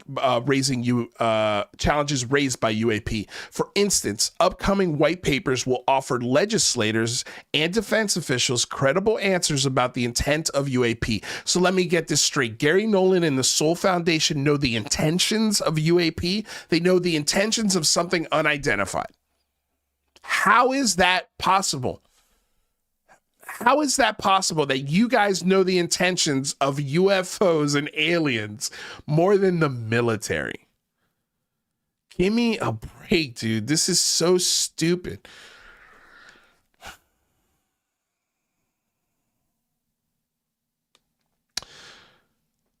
So credible answers about the intent of UAP operators and recommend how existing programs in the defense, in the Department of Defense, intelligence community, and certain federal departments might begin to devote time, resources, and personnel to the study of UAP. We're also working to develop an initial UAP policy framework for the European Union. Unreal. So we've heard about Canadian meetings. We've heard about these European meetings in Italy, and we've seen what they've produced so far here in the United States, which has been jack squat, nothing. All they've done is just spend and expand a massive war budget. And I think these guys are there to, again, beautifully position themselves to take advantage of this massive war budget. So let's go to the policy of the Soul Foundation, which has got a picture of the Washington Monument on it. So it goes already to tell you what they're trying to do. Some of the strongest evidence for the reality of genuine UAP has come from the United States government. It has not. Especially through Congress' inclusion of several pieces of UAP-focused legislation in its defense spending bill. The National Defense NDAA, and they've got PDFs where you can download the NDAA. Extraordinary for their clear acknowledgement of transmedium vehicles unlikely to have been fashioned by human beings. Transmedium vehicles are something that are made by human beings. We've established that so many times. And they've had transmedium vehicles for a long time. They're called air-to-surface missiles, surface-to-air missiles, missiles that are launched from underneath the water, that go through the atmosphere into space, and they come back down.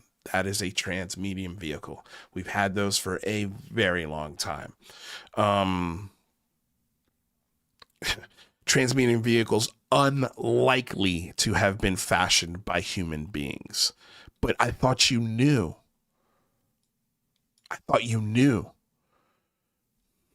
These instances of legislation raise unprecedented issues for the United States and the other national governments. And this is how they sell this shit.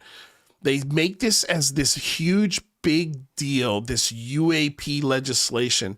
And all it is an expansion of government funding for war toys. That's all it is.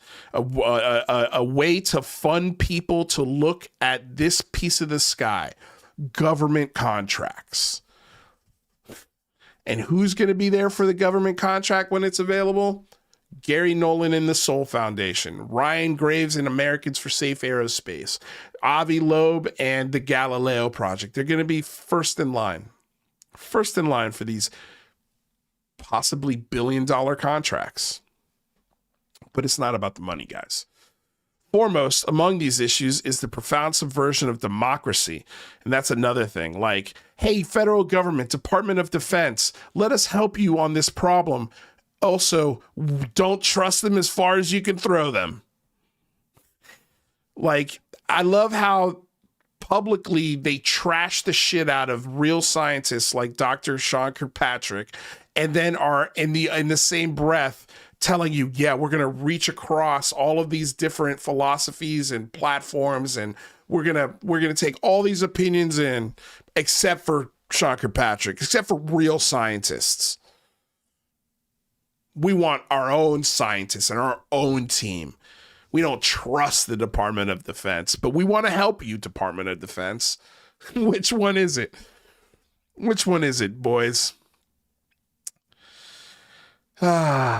Which may have resulted from the blanket of secrecy apparently placed over UAP by elements of the U.S. government. As the UAP legislation for 2023 shows, some members of Congress take seriously the prospect that classified military intelligence programs engaged in tracking, retrieval, and reverse engineering of UAP vehicles exist but have not been properly reported to the legislative branch. Some lawmakers. Yeah, a lot of these lawmakers have walked back, and most of the lawmakers that are really vocal are extreme wings of the political parties in this country. Most of them Bible thumpers. No offense, but I mean, it seems like people who really believe in religion love following this stuff, or people that need a religion love following this stuff. The Soul Foundation believes that extreme secrecy about the matter so grave could have done untold damage to the core aspects of American democracy, including its systems of checks and balances, ethos of freedom of information and the press, and the need for educated citizenry. We are accordingly developing proposals for legislative oversight measures, executive branch classification reviews, and novel legal measures by which the deleterious effects of undue government secrecy might be ameliorated. So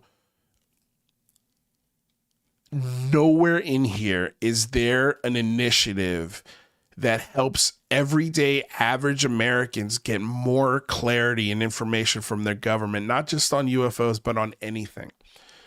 And again, this initiative, there's not one initiative to improve FOIA. There's not one initiative to get normal, everyday citizens more answers on the things that are going on within their government. They're telling you, you're too stupid. You're too stupid to get and look at and decipher information. Let us do it for you. Let us tell you your reality.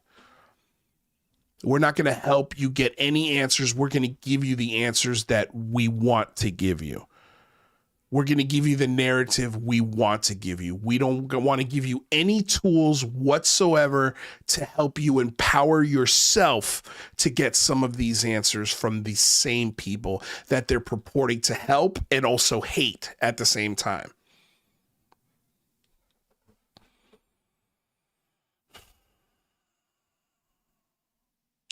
We also support the strengthening of whistleblower provisions that enable members of the intelligence community, the military, and other areas of government to communicate to Congress their knowledge of undisclosed UAP programs as associated fraud, waste, abuse, and misconduct. Hilarious. Hilarious. Just hilarious. It's like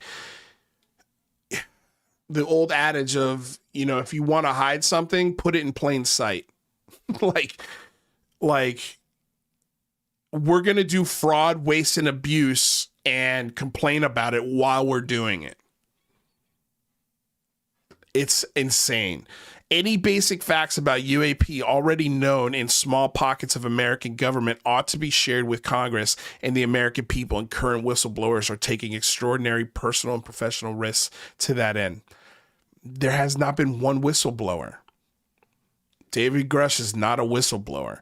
David Grush is a guy who's saying, trust me, bro, I got some stories. Oh, you want me to confess in a skiff? Well, pay for my hotel.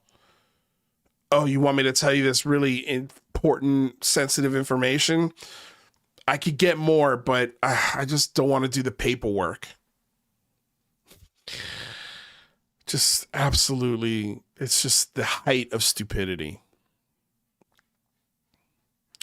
The problems UAP raise for government are not confined to issues of secrecy and democracy and touch everything from national and global security to international cooperation to science and technology to climate change and energy solutions to space, commerce, and governance.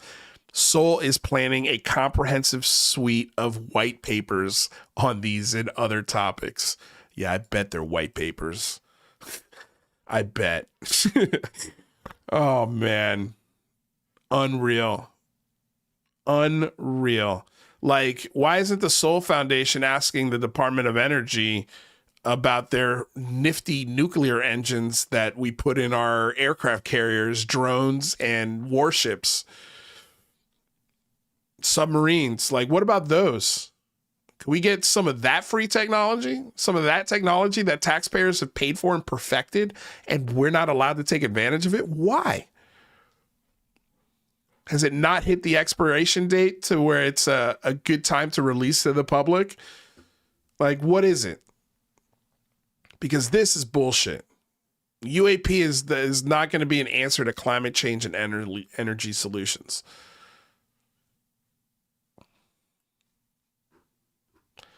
So let's go to news and events. Actually, there was something about. I wanted to go to about. Because here is their literal confession to you as to exactly what they're going to do. So here we go. Science, policy, and public education for a post-UAP world.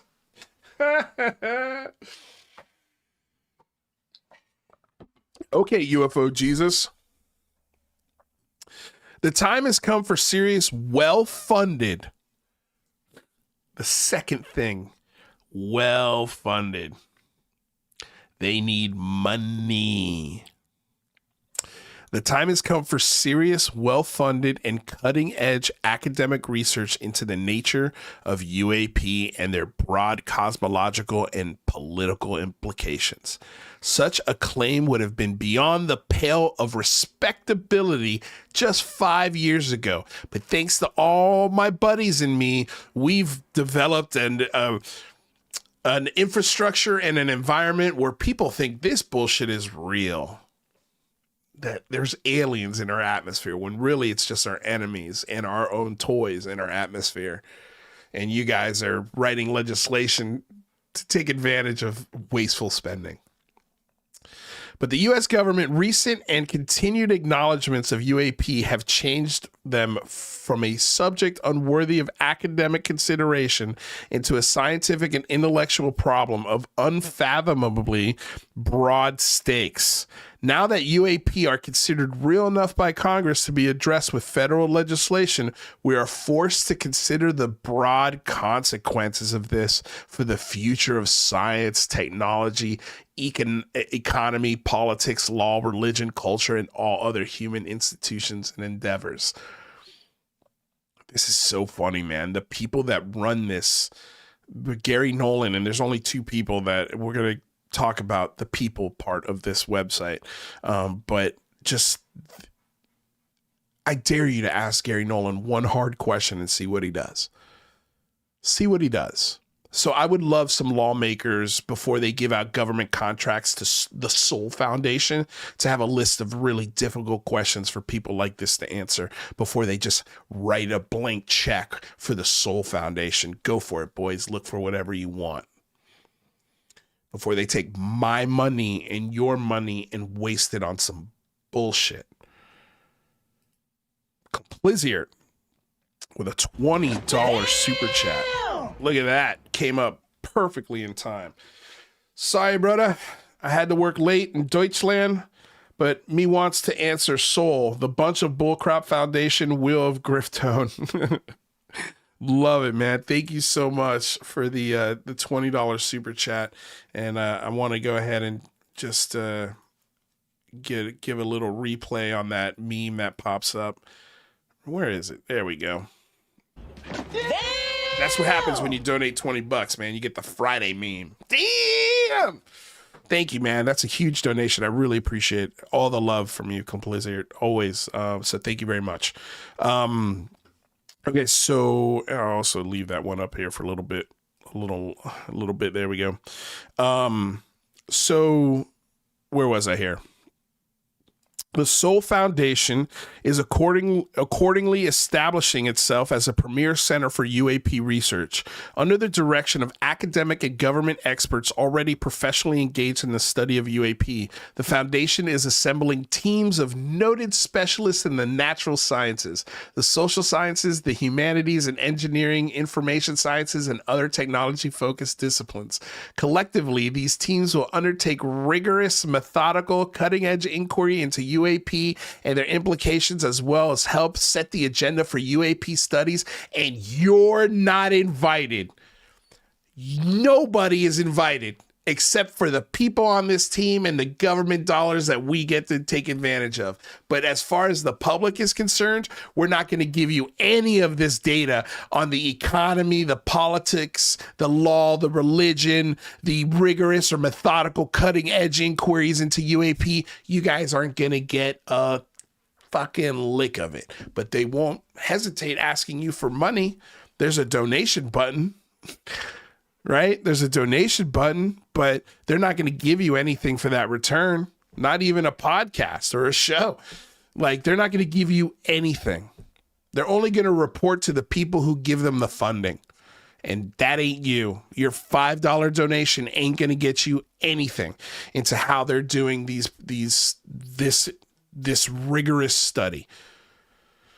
So, Soul Foundation's work and mission as revelation, again, they just keep saying revelation and implications, and like, this is real. Like, there's really alien technology in our atmosphere, visiting and interacting with humans, killing people, according to David Grush, mutilating cows.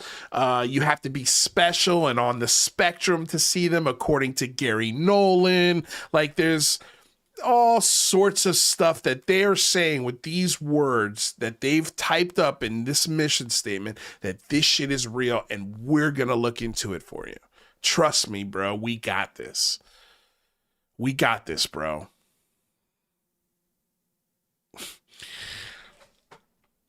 The revelation of the reality of UAP would be world-changing in every sense of the term. The Foundation's work is not confined to purely academic research, but extends to advisory and policy work as well as public education. in summary, the Soul Foundation's mission is threefold. Number one, to help fund and set a clear direction for the initial, get this, 25 years of public research related to UAP. So there you go. Now you have a number of years that they are going to present. Hey, we need funding to look at this seriously for 25 years. Now you're talking in the billions. And we know of at least 3 foundations like this that are positioning themselves beautifully to get a 25-year contract. And all of these foundations are attached to the same people.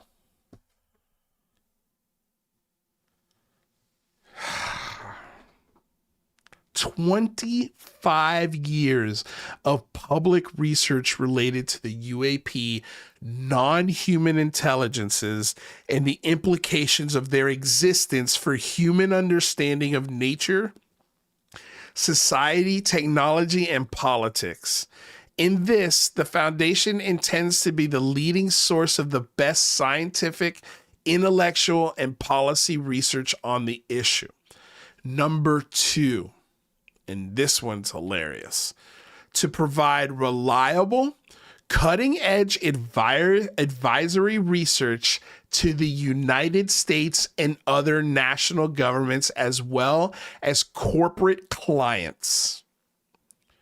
Soul will establish itself as and remain the foremost think tank on UAP, the source of the most informed and insightful policy recommendations available.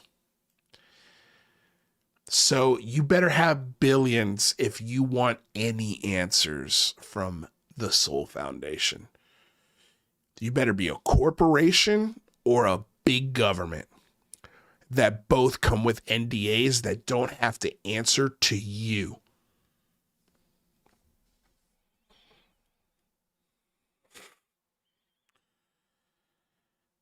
Be careful what you wish for.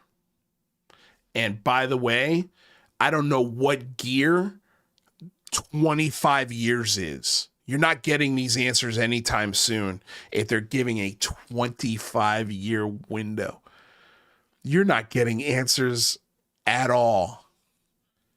This is a 25-year waste of money. With the real world pain that's happening just in this country. And this is the best situation. If you live here, you have it the best, even if you're at the lowest. So think about the rest of the world, the real world issues, the things that we could be using these billions for. And if you're talking 25 years, now we're talking trillions. Trillions. Number 3, to offer insight and guidance to the public on the cosmological and political implications of UAP. So they're going to give you a couple of astrological charts and ways to read your fortunes and what the political implication to you will be, what the government's going to tell you to do when this happens.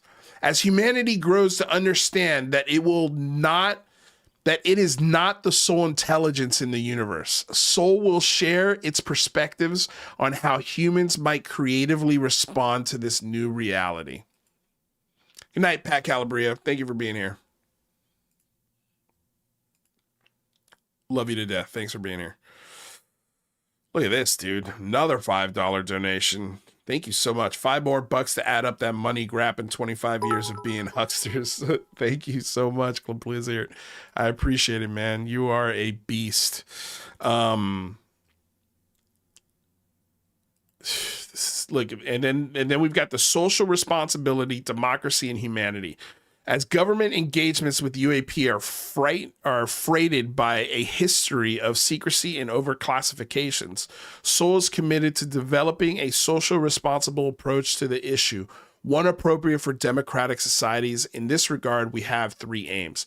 Now, let me just say this. If this was a foundation, say, started by somebody that has zero connection to Elizondo, Christopher Mellon, Leslie Kean, any one of the people connected to Skinwalker Ranch or the Stanford Research Institute or Stanford University as a whole,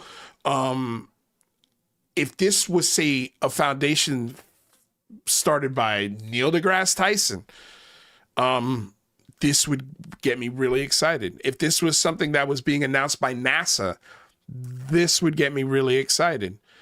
But it's not. It's being started by Gary Nolan, a Stanford professor who has called me a YouTuber and failed actor in Los Angeles, has called me out by name publicly as an enemy to this discussion. And all I'm doing is asking questions. That's why this doesn't excite me, because there's a bunch of goonballs and loony bins running this shit. And they're being super secret about it. As far as who's on this foundation, there's only named 2 people, and Gary's like head of the board, which means if there's a board, there's got to be other people sitting on that board. And we haven't gotten any other names yet. So it's going to be interesting to see who's going to be part of this team. Here's my guess. I'm going to say, oh gosh, let me go Chris Mellon. Let me go Lou Elizondo. Let me go Hal Puthoff. Let me go Kit Green. Maybe the man who's incapable of lying, Dr. Eric Davis. I'll even throw in a Jesse Michaels. I bet a Jesse Michaels ends up on this foundation board. I bet an Alex Dietrich, a Tim Galladay, a Ryan Graves. You know, I guarantee you these names are going to somehow end up on an advisory board or some sort of consultant position. You know, can you imagine being a consultant or on the advisory board of all 3 of these foundations? And each one of these got a 25-year billion-dollar contract? Boy, I think he'd be making out pretty decently. Just saying. Okay, as government engagements with UAP, I already read this part. In regard, we have 3 aims. Number 1, it's the establishment of maintenance by the United States and other national governments of informed democratic oversight of their UAP engagements, including by creating public transparency. Okay. Number 2, the promotion of UAP-related research that is commercially and ecologically responsible. Hilarious. And number 3, the fostering of greater sense of common humanity across cultures, faiths, nations, and politics, including by supporting the development of UAP-focused initiatives at international institutions. Hey, Gary, start with just getting a greater sense of common humanity on Twitter. Start there, buddy. Start there. Come on my show.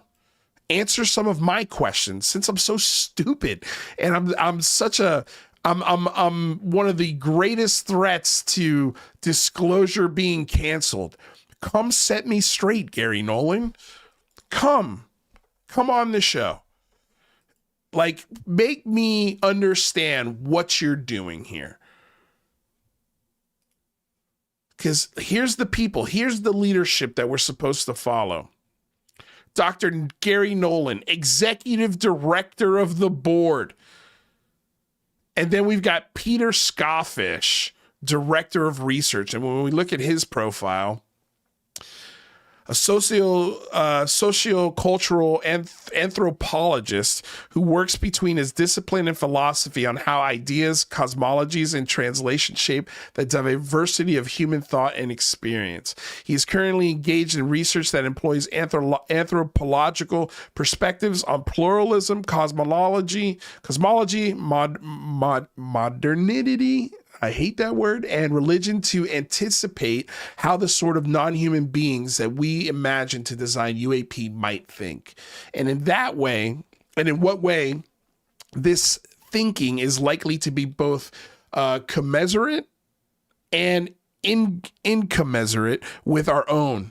Dr. Scoffish is also developing his advisory research for Soul broad recommendations for genuinely democratic, quote, whole of society approach to solving the legal, political, and environmental problems raised by UAP. All of these things can be done by Congress, except for the scientific research. But I'm all for, look, if you want to spend billions of dollars on this, fine. I'm all for it. I think these initiatives are wonderful, but I want to see other people, other scientists that don't have any connections to this stupidity whatsoever, come up with a foundation and an initiative like this, and then I'll get excited.